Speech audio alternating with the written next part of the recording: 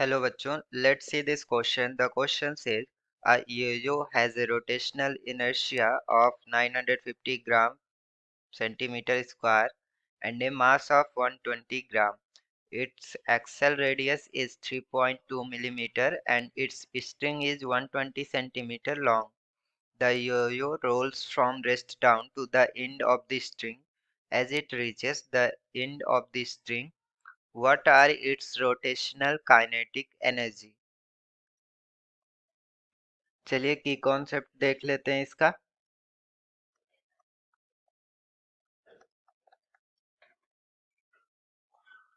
So rotational kinetic energy is equals to half into I omega square.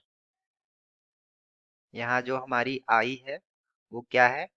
Moment of inertia.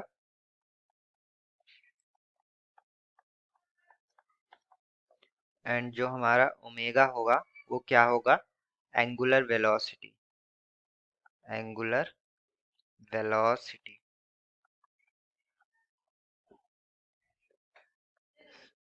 सो जो हमारी angular velocity होगी उसका क्या formula होता है?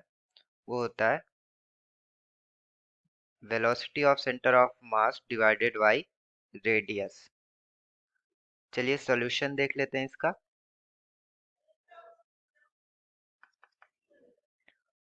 सो हमें पहले पता होना चाहिए कि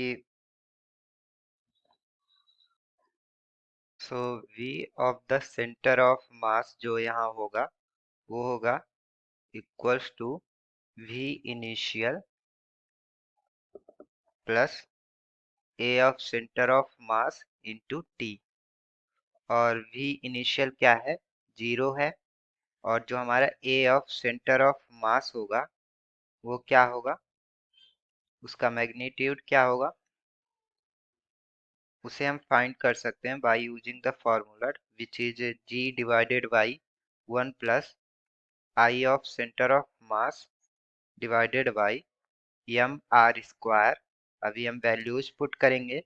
सो 980 centimetre per second square divided by 1 plus 950 gram centimetre square divided by 120 gram into 0.32 centimetre का whole square. So further solve करने पे हमें मैग्नीट्यूड ऑफ जो acceleration of centre of mass मिलेगा वो होगा 12.5 सेंटीमीटर पर सेकेंड स्क्वायर। अब हमें acceleration of centre of mass मिल गया, भी इनिशियल मिल गया। अभी टाइम भी हमें फाइंड आउट करनी है और जो इस केस में टाइम होगा वो क्या होगा? t is equal to under root 2 into Y of centre of mass divided by acceleration of centre of mass. जब वैल्यूज पुट करेंगे, चलिए पुट कर देते हैं। 2 into 120 centimetre divided by 12.5 centimetre per second square. और ये अप्रॉक्सीमेटली आएगा हमारा 4.4 सेकेंड। सो ये हमें टाइम की वैल्यू मिल गई। अब हम फाइनली इसमें पुट करेंगे। Let's say this is equation first. So जब इसमें हम वैल्यू पुट करेंगे तो हमें वेलोसिटी मिल जाएगी।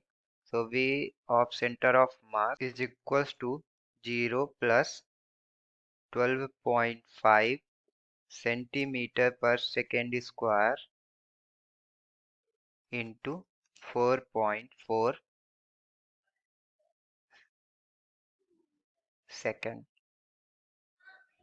So v of centre of mass हमें मिल जाएगा फाइनली 55 सेंटीमीटर पर सेकेंड। और इसे हम लिख सकते हैं 0.55 metre per second। and because kinetic energy of rotational is equals to half into I of center of mass into V of center of mass divided by R का square. ये omega के जगह पर हमने ये वाली वैल्यू पुट कर दी, V of centre of mass divided by R। चलिए वैल्यू पुट करते हैं हम यहाँ। So 1.2 into 9.5 into 10⁻⁻5 kg metre square. And इसमें भी अभी हमें इंटू करना है, हम नीचे लिख रहे हैं into 0.55 metre per second divided by 3.2 into 10⁻³ metre का होल स्क्वायर। तो फाइनली सॉल्व करने पे हमें मिलेगी रोटेशनल काइनेटिक एनर्जी जो होगी 1.4 joule approx. So this is our final answer. I hope you will understood it well. Thank you and best of luck.